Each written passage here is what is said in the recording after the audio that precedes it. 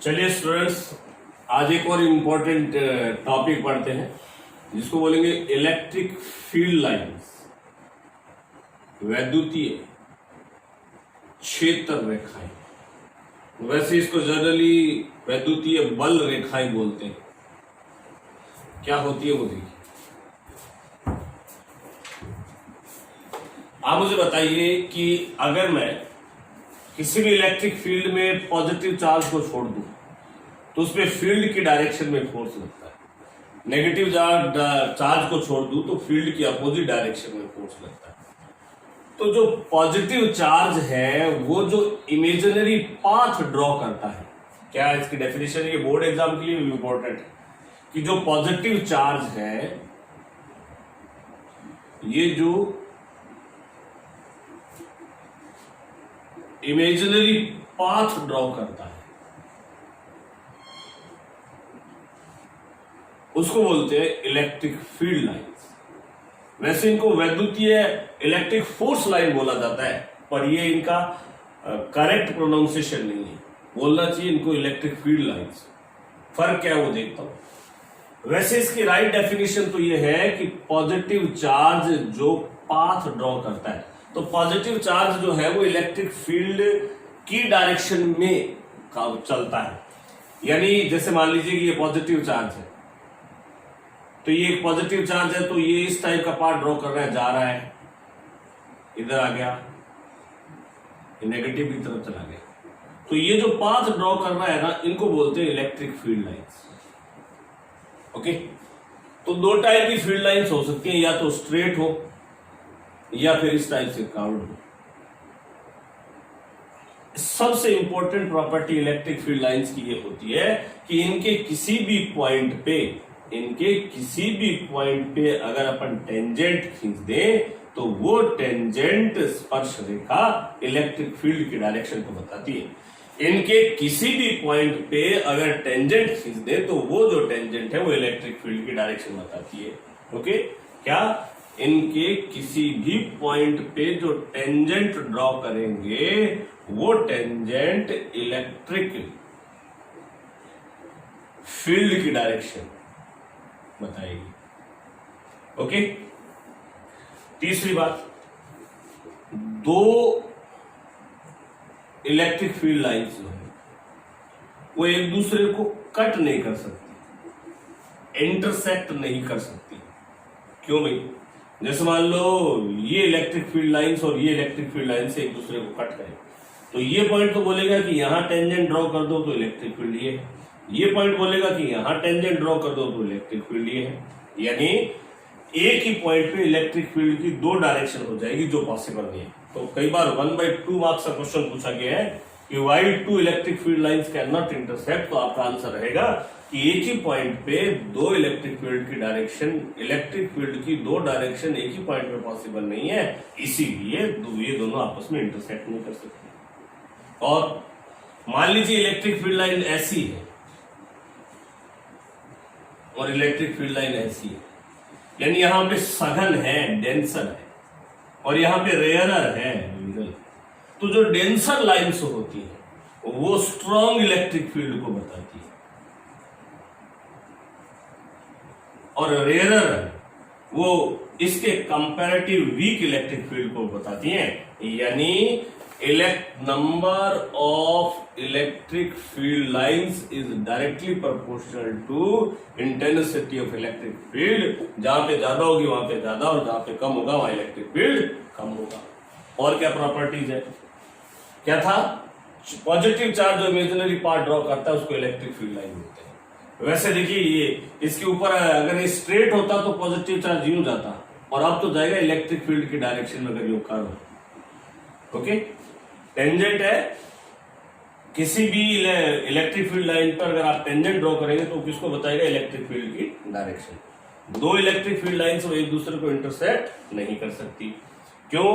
क्योंकि एक पॉइंट पे इंटरसेक्ट करेंगी तो इलेक्ट्रिक फील्ड के दो डायरेक्शन हो जाएगी, जो पॉसिबल नहीं है। डेंसर लाइंस है वो स्ट्रॉन्ग फील्ड को बताएंगी, और रेयरर यानी विरल यानी दूर दूर होंगी तो वीक इलेक्ट्रिक फील्ड को बताएंगी। तीसरी, कोई भी कंडक्टर होता है, कोई भी कंडक्टर होता है, ये बहुत इंपॉर्टेंट प्रॉपर्टी होती है, कोई भी कंडक्टर होता है तो उस पे सारा का सारा चार्ज उसके सरफेस पे चला जाता है ताकि उसकी पोटेंशियल एनर्जी मिनिमम हो जाए। पोटेंशियल एनर्जी होती है K(Q1Q2)/r। जितना डिस्टेंस ज्यादा होगा उसका उतना ही पोटेंशियल एनर्जी मिनिमम होगी, जितनी पोटेंशियल एनर्जी मिनिमम होगी उतना ही इसको स्टेबिलिटी ज्यादा मिलेगा। इसलिए किसी भी कंडक्टर के ऊपर दिया गया चार्ज उसके सरफेस पे चला जाता है, अंदर चार्ज जीरो होता है, इसलिए इलेक्ट्रिक फील्ड भी जीरो होगी। और जहां इलेक्ट्रिक फील्ड जीरो होता है वहां पे इलेक्ट्रिक फील्ड ऑफ लाइंस भी नहीं होती। So no electric field lines exist inside the conductor. Inside the conductor, conductor के इनसाइड कोई भी इलेक्ट्रिक फील्ड लाइंस एग्जिस्ट नहीं करती। तीसरी, इलेक्ट्रिक फील्ड की जो इंटेंसिटी है E, ये इसके जैसे मान लीजिए इस टाइप का आपके पास कोई भी चार्ज डेंसिटी है, ये पॉइंट A है, ये पॉइंट B है, तो इलेक्ट्रिक फील्ड की इंटेंसिटी है that is inversely proportional. Electric field बोल दो या सरफेस चार्ज डेंसिटी बोल दो, बोथ आर इनवर्सली प्रोपोर्शनल। किसके इनवर्सली प्रोपोर्शनल है? रेडियस ऑफ कर्वेचर के, रेडियस ऑफ कर्वेचर, वक्रता त्रिज्या, वक्रता त्रिज्या के होगा भी। जितनी कम होगा उतना ज्यादा ही उस पर चार्ज आएगा। आपको इतना चार्ज है थोड़ी सी जगह पर बांटना, और इतना चार्ज है इतना ही चार्ज है तो ज्यादा जगह पर बांटना है तो कम आएगा। तो यहां पे ए पे डेंसिटी ज्यादा है कंपैरेटिव टू बी, तो जहां डेंसिटी ज्यादा होती है, चार्ज की डेंसिटी ज्यादा होती है, वह इलेक्ट्रिक फील्ड भी स्ट्रॉन्ग होता है। पर किसी भी कंडक्टर का जो सिरा होता है वो इक्वल पोटेंशियल होता है, पोटेंशियल तो सेम होगा सब जगह, क्योंकि यहाँ भी K(Q)/r, यहाँ भी K(Q)/r, यहाँ भी K(Q)/r, सब जगह पोटेंशियल सेम रहे। तो ये इन दोनों पॉइंट्स पे इलेक्ट्रिक फील्ड और पोटेंशियल का कंपैरिजन। और एक चीज और भी देख लीजिए, जैसे आपसे ये पूछा जाए कि यहां है इस टाइप से इलेक्ट्रिक फील्ड लाइन से, ये पॉइंट A है, ये पॉइंट B है, ये पॉइंट C, तो यहां पे पास पास लाइन है, डेंस है, यहां रेयरर है, दूर दूर है, तो इलेक्ट्रिक फील्ड इंटेंसिटी A और C की तो बराबर है और B की सबसे कम है। ऐसे ही सिग्मा भी A का ज्यादा, A और B का तो इक्वल है और C का सबसे कम है। A और C का इक्वल है और B का सबसे कम है, क्योंकि इलेक्ट्रिक फील्ड और सिग्मा एक ही बात होती है, जितना ज्यादा चार्ज उतना ज्यादा इलेक्ट्रिक फील्ड। पर इलेक्ट्रिक फील्ड लाइंस पे जाने पे पोटेंशियल घटता है, इलेक्ट्रिक फील्ड की डायरेक्शन में पोटेंशियल घटता है, ये मैंने पहले बता दिया था, क्योंकि कम वर्क करना पड़ेगा। तो जैसे जैसे इलेक्ट्रिक फील्ड की डायरेक्शन में जाओगे वैसे वैसे इलेक्ट्रिक फील्ड वीक होगा तो पोटेंशियल होगा वो कम हो जाएगा। तो ये बात समझ में आ गई क्या? ओके, ये सारी इलेक्ट्रिक फील्ड लाइंस की प्रॉपर्टीज। अब इलेक्ट्रोस्टेट का आगे का सारा चैप्टर एक ही आर्टिकल पे डिपेंड करता है, और वो आर्टिकल है जो मैं लिखने जा रहा हूं, बहुत इंपॉर्टेंट वर्ड लिखने जा रहा हूं, जिसको इलेक्ट्रिक फ्लक्स के नाम से जानते हैं, वैद्युतीय फ्लक्स। क्या होता है भाई? वो कह रहे हैं कि आप किसी भी कंडक्टर को इलेक्ट्रिक फील्ड में रख लीजिए तो इलेक्ट्रिक फील्ड लाइंस उसमें से पास होंगी, तो जितनी इलेक्ट्रिक फील्ड लाइंस उसमें से पास हो, उसके परपेंडिकुलर पास हो, उसको बोलते हैं फ्लक्स। यानी इलेक्ट्रिक फ्लक्स जो होता है, these are number of electric field lines, कौन सी? Passing perpendicularly to any surface line in electric field. Electric field में जितनी भी इलेक्ट्रिक फील्ड में जो कोई सरफेस पड़ा है, उस सरफेस के परपेंडिकुलर जितनी फील्ड लाइंस आती है उसको बोला जाता है number of electric field lines. उनको बोला जाता है, उन number of electric field lines को बोला जाता है इलेक्ट्रिक फ्लक्स। क्या ये बात समझ में आ गई क्या आपके? चलिए एक चीज और देखते हैं। जैसे मान लीजिए कि ये कोई सरफेस पड़ा है और ये इलेक्ट्रिक फील्ड लाइंस, तो ये इसका एरिया वेक्टर है, वो ये मान लिया। एरिया वेक्टर बताया था मैंने आपको, एरिया वेक्टर होता है, एक वर्ड होता है एरिया वेक्टर, वो भी सुन लो क्या है। एरिया वेक्टर जो होता है वो जहां पे बॉडी पड़ी होती है उसके परपेंडिकुलर होता है। जैसे मुझे बोल दे इस बोर्ड का एरिया वेक्टर बताओ, तो एरिया तो हो जाएगा इसकी length into width. Area vector क्या होगा? एरिया वेक्टर होगा लेंथ इंटू विड्थ, तो उसका अमाउंट हो जाएगा। और डायरेक्शन कौन सी डायरेक्शन होगी? उसके परपेंडिकुलर। परपेंडिकुलर आउटसाइड भी हो सकती है और परपेंडिकुलर इनसाइड। जैसे कोई बॉडी एक्स वाई प्लेन में पड़ी है तो उसका एरिया वेक्टर होगा वो जेड डायरेक्शन में होगा, तो इसका एरिया वेक्टर मान लो ए मान लिया।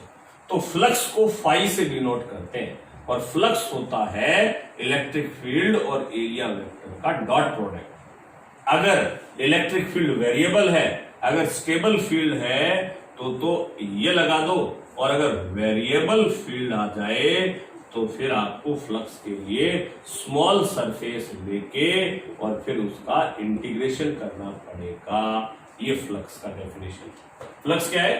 That is number of electric field line. कौन सी? जो पासिंग परपेंडिकुलरली किससे? किसी भी सरफेस से जो कहां पे पड़ा है? इलेक्ट्रिक फील्ड में। होता क्या है? ये इसका मैथमेटिकल फॉर्मूला है। फ्लक्स को फाई से डिनोट करते हैं, that is the dot of electric field as well as the area vector. Area vector क्या है? एरिया वेक्टर होता है जैसे कोई सर्कुलर सरफेस है तो उसका एरिया हो जाएगा पाई आर स्क्वायर। जैसे कोई रेक्टेंगुलर है तो उसका एरिया हो जाएगा लेंथ इंटू विड्थ। जैसे कोई स्क्वायर है उसका एरिया हो जाएगा साइड इंटू साइड, और उसकी डायरेक्शन होगी उसके परपेंडिकुलर। जिस प्लेन में वो पड़ा होता है उसके परपेंडिकुलर डायरेक्शन हो जाती है। जिस प्लेन में वो पड़ा होता है उसके परपेंडिकुलर उसकी डायरेक्शन हो जाती है। ये फ्लक्स होता है। आगे देखते हैं।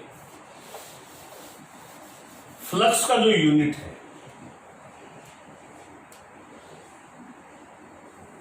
Flux E dot A. Flux बोले तो ई बोले तो न्यूटन पर कूलम, ये बोले तो मीटर स्क्वायर, तो ये हो जाएगा न्यूटन पर कूलम इंटू मीटर स्क्वायर। या फिर ई होता था वोल्ट पर मीटर, एरिया हो जाएगा मीटर स्क्वायर। तो फ्लक्स के दो यूनिट हो जाएंगे, ये वाला और ये वाला। ये दो। कोई डाउट? चलिए आगे चलते हैं।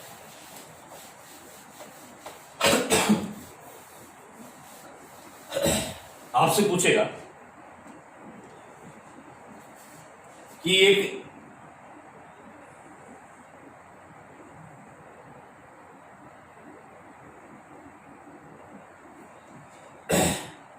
इस टाइप से 1 मीटर लेंथ का एक कंडक्टिंग वायर है, कंडक्टिंग वायर है। इस वायर को सर्कुलर कॉइल में कन्वर्ट कर दिया। सर्कुलर कॉइल में कन्वर्ट करके XY प्लेन में रख दिया।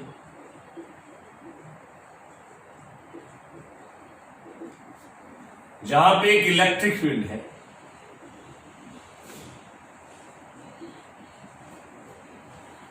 तो इस कॉइल से रिलेटेड, इस सर्कुलर कॉइल से रिलेटेड फ्लक्स बताना है। फ्लक्स कितना हो? तो वही फ्लक्स ई डॉट ए। ई तो ये रहा, ये स्ट्रेट वायर है, इसको सर्कुलर कॉइल में कन्वर्ट करोगे तो इसका एरिया हो जाएगा pi into r square. Area हो जाएगा पाई। आर कहां से लाओगे? ये मान लो एल लेंथ है तो ये किस में कन्वर्ट हो गई? 2 पाई आर में।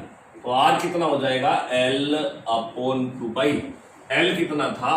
1 अपॉन 2 पाई। तो ये आ जाएगा 1 अपॉन 2 पाई का स्क्वायर। तो एरिया बन जाएगा पाई इंटू 1 अपॉन 2 पाई, यानी 1 अपॉन, तो एरिया कैंसिल होकर हो जाएगा 1 अपॉन। लेंथ कितनी थी इसकी? एल, इसमें कन्वर्ट हो गई 2 पाई आर। आर कितना आएगा? लेंथ अपॉन 2 पाई। लेंथ कितनी थी? 1 मीटर अपॉन 2 पाई। ये रेडियस का स्क्वायर। एरिया कितना होता है सर्किल का? पाई आर। पर यहां एरिया लिखना है या एरिया वेक्टर?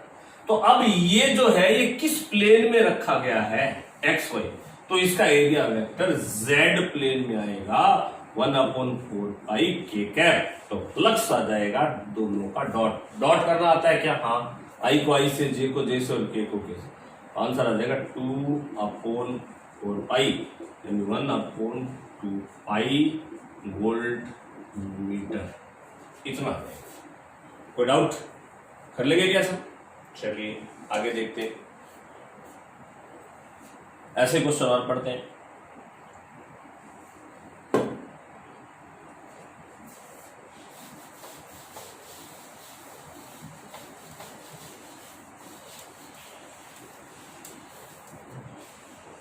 देखिए सर, वो कह रहे हैं कि वही सर्कुलर कॉइल है, स्ट्रेट वायर है, एल लेंथ, इसको सर्कुलर कॉइल में कन्वर्ट कर दिया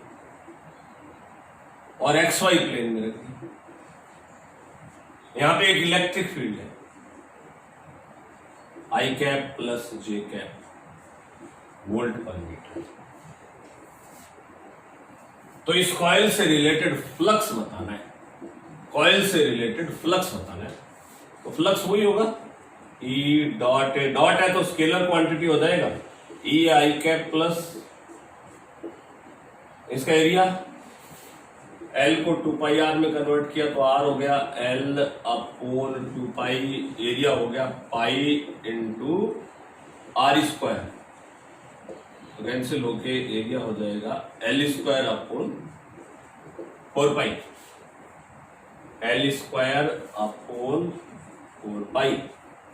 ये कौन से प्लेन में है? एक्स वाई में। एक्स वाई प्लेन में तो इसका एरिया वेक्टर होगा जेड में। डॉट करना आता है क्या? हाँ, आई को आई से, एच नहीं, जे को जे से, एच नहीं, के को के से, एच नहीं, तो फ्लक्स कितना आ जाएगा 0। ये के कैप कैसे आया? ये कौन से प्लेन में थी? एक्स वाई, तो इसका एरिया वेक्टर कौन से प्लेन में होगा? इसके परपेंडिकुलर।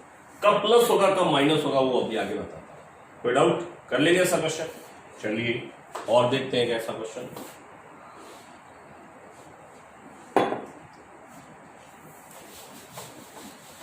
आपसे बोलेगा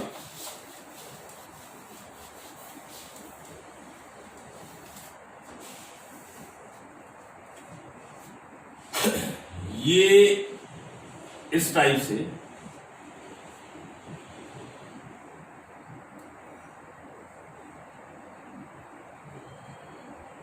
एक क्यूबिकल सरफेस है जिसकी साइड है ए, यहां पे एक इलेक्ट्रिक फील्ड अवेलेबल है, यहां पे एक इलेक्ट्रिक फील्ड अवेलेबल है, ई नॉट आई है। तो इस क्यूबिकल सरफेस से फ्लक्स बताना है, flux from the cubical surface. Okay, चलो कैलकुलेट कर लेते हैं। इलेक्ट्रिक फील्ड किस डायरेक्शन में? X direction. इसके 6 सरफेस है, 1 2 3 4 5 6। आप मुझे बताओ कि ये सरफेस कौन से प्लेन में है? ये वाला, ये एक्स और ये जेड, ये एक्स, ये वाई, ये जेड, ये एक्स और ये जेड। तो ये प्लेन कौन सा हो गया? एक्स है। ये वाला कौन सा है? ये वाला, ये वाला, ये एक्स और ये वाई। और ये वाला सरफेस कौन सा है? ये वाला प्लेन, ये वाई, ये जेड। तो ये कौन सा हो जाएगा? तो एक तो हो जाएगा एक्स वाई प्लेन में, दो तो एक्स वाई, जैसे मान लो कमरा है, कमरे के 6 सरफेस होते हैं, छत और फर्श, ये दीवारें और आमने सामने। तो 2 तो हो जाएंगे एक्स वाई में, 2 हो जाएंगे वाई जेड में और 2 हो जाएंगे एक्स जेड। तो सबका फ्लक्स निकालता हूं, सबका फ्लक्स के लिए क्या करना पड़ेगा? E dot A, flux E dot A. E कितना है? ई नॉट आई क्या। अब कोई भी सरफेस ले लो, उसका area A into A, A into A, A into A, ये भी ए इंटू ए, ये भी ए इंटू ए, एरिया कितना होगा? अब जो एक्स वाई में है या फिर एक्स जेड में है, एक्स वाई का परपेंडिकुलर वेक्टर कौन होगा? Area vector. और एक्स जेड वाला कौन होगा? तो जो प्लेन, जो एक्स वाई प्लेन में है, जो एक्स वाई प्लेन में है, उनके लिए तो यहां आएगा एक्स वाई का परपेंडिकुलर यानी जेड, और ई यानी ई नॉट आई कैप। और जो एक्स जेड में है, एक्स जेड में, एक्स जेड में कौन कौन सी? ये एक्स और ये जेड। ये देखो, ये एक्स, ये जेड। ये तो था एक्स और वाई, जो एक्स वाई थे, इसका तो आ जाएगा जेड। और जो x और z में है इसका परपेंडिकुलर y यानी j के पाएगा। अब i डॉट k करो या i डॉट j करो, इनका आंसर तो कितना आ जाएगा 0। इसलिए 6 में से 4 का तो 0 हो जाएगा, क्योंकि उनका एरिया वेक्टर और इलेक्ट्रिक फील्ड एक दूसरे के परपेंडिकुलर है। बच गए कौन सा प्लेन रह गया YZ वाला, उसका कितना होगा YZ के परपेंडिकुलर कौन होगा, तो फ्लक्स आएगा E डॉट, उनका एरिया वेक्टर कितना होगा x यानी i का, इसका करोगे तो i को i से यानी i के कॉफिशिएंट को i के कॉफिशिएंट E नॉट h। तो देखिए इस साइड से ये जो सरफेस में बना रहा हूं ये YZ है, ये y और ये z, ये y और ये z, इन्हीं से फ्लक्स पास होगा, इससे फ्लक्स एंट्री करेगा, इससे फ्लक्स एग्जिट करेगा। तो इसको मान लेता हूं मैं 1 और इसको मान लेता हूं φ2। तो φ1 तो ये आ जाएगा और φ2 भी यही आएगा, पर एक साइड से फ्लक्स एंट्री करे तो प्लस मान लो और एग्जिट करता है तो माइनस मान लो। तो टोटल फ्लक्स जो इस क्यूब से होगा वो 0 हो जाएगा। टोटल फ्लक्स है वो 0 हो जाएगा, क्योंकि जितना एंटर करेगा उतने एग्जिट हो जाएगा। अब ये तो आप एक शॉर्ट ट्रिक याद रख लीजिएगा, कोई भी यूनिफॉर्म इलेक्ट्रिक फील्ड आ जाएगा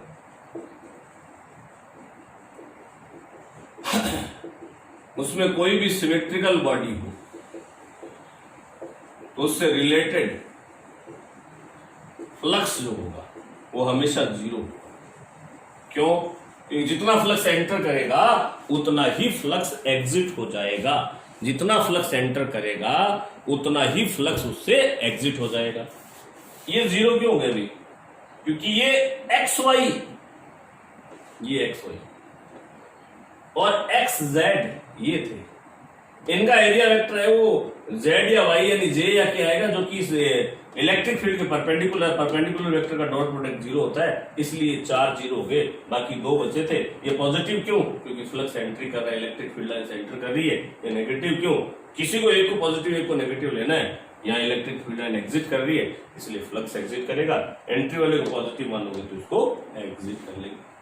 यूनिफॉर्म इलेक्ट्रिक फील्ड आ जाए, कोई भी सिमेट्रिकल बॉडी है तो एक साइड से जितनी लाइन जाएंगी दूसरी साइड से उतनी लाइन बाहर आ जाएंगी, यानी उनका एंट्री है, उनका टोटल जो फ्लक्स है वो 0 रहेगा। ऐसा ही क्वेश्चन एक और कंपटीशन में पूछ लिया था, देखो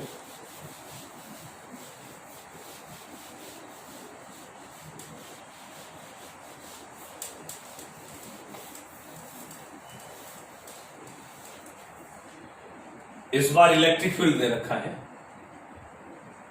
equals to E naught XI का। पहले तो बताओ ये और इसमें क्या फर्क है?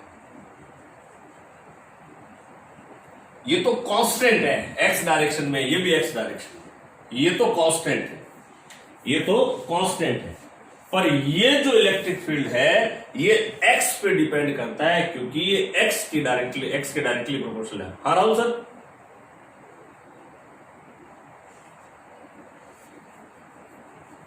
अभी कहां हो एग्जैक्ट? आप घर के ऊपर आ जाओ, आपको सिकंजी पिलाएंगे फिर।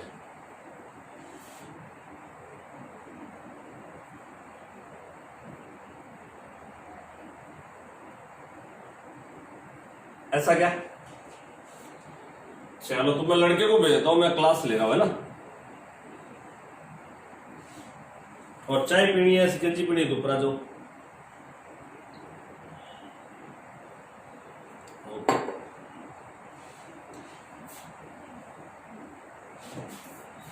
ये वेरिएबल इलेक्ट्रिक फील्ड है और ये कांस्टेंट इलेक्ट्रिक फील्ड है। क्या इतनी बात समझ में आ गई क्या आपको? ओके, देखते हैं, 1 मिनट होल्ड करो, आ रहा हूं भी। हिमांशु,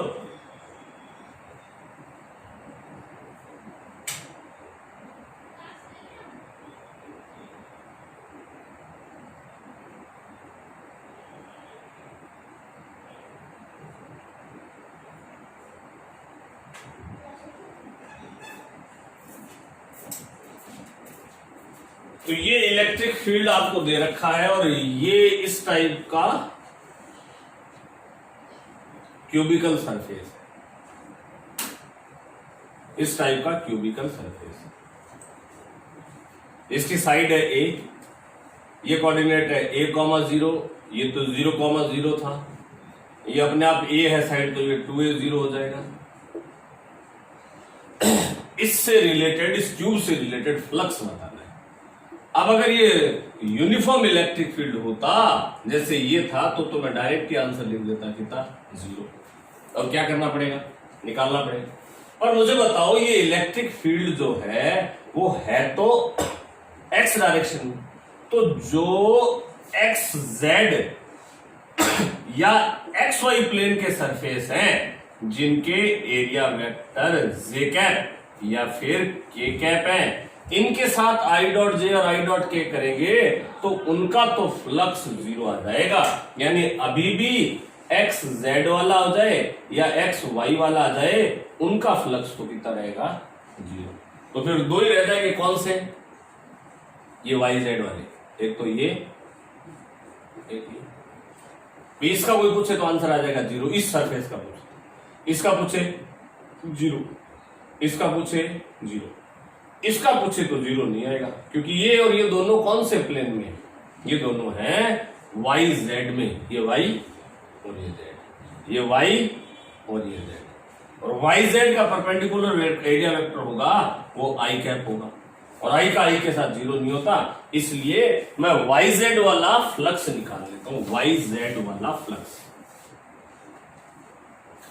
तो इसको बोल देता हूं φ1, इसको बोल देता हूं φ2। इलेक्ट्रिक फील्ड तो एक्स डायरेक्शन में, इसलिए φ1 को ले लेता हूं प्लस और φ2 को ले लेता हूं minus. E dot A, E dot ए लिखना है, ई डॉट ए। आ रहा हूं ना, आ रहा हूं ना, दे दिया क्या, नीचे मिल गया क्या, ओके ओके। तो φ1 से φ2, φ1 इसका तो वही ई डॉट ए, ई है E naught X I cap, area है ए स्क्वायर, ये वाई जेड है, वाई जेड, तो ये आई कैप। क्या नहीं लिखा, एक्स, क्या नहीं लिखा, एक्स। एक्स का मतलब एक्स कोऑर्डिनेट बताओ इस सरफेस का कहां पे पड़ा है, ए, तो ये बन जाएगा ई नॉट ए क्यूब वोल्टमीटर। इसका वही ई डॉट ए, ई है ई नॉट एक्स की जगह है, एक्स की जगह इस बार क्या लिखा जाएगा, 2a। एरिया तो वही है इसका, a इंटू ए, इसका भी a इंटू ए, तो ए स्क्वायर आई कैप। ये कैसा हो जाएगा, माइनस का चल रहा है φ2, कैसा है, माइनस का, minus E naught a cube, तो ये 2 ई नॉट ए क्यूब, ये ई नॉट ए क्यूब, तो टोटल क्यूब से फ्लक्स जो हो जाएगा वो minus E naught a cube volt into metre. 0 क्यों नहीं आया अभी, कांस्टेंट इलेक्ट्रिक फील्ड नहीं था, यूनिफॉर्म इलेक्ट्रिक फील्ड। कर लेंगे क्या वैसा, अब आपको भी करना है, ये क्वेश्चन आपको करना है कि अगर इस इलेक्ट्रिक फील्ड की जगह E naught X square I cap, ये इलेक्ट्रिक फील्ड होता और यही सरफेस, यही क्यूब होता, तो इस क्यूब से कितना फ्लक्स आएगा ये आपको मेरे को मैसेज में आंसर देना। ओके, कल फ्लक्स के कुछ और क्वेश्चन पढ़ेंगे। चलिए।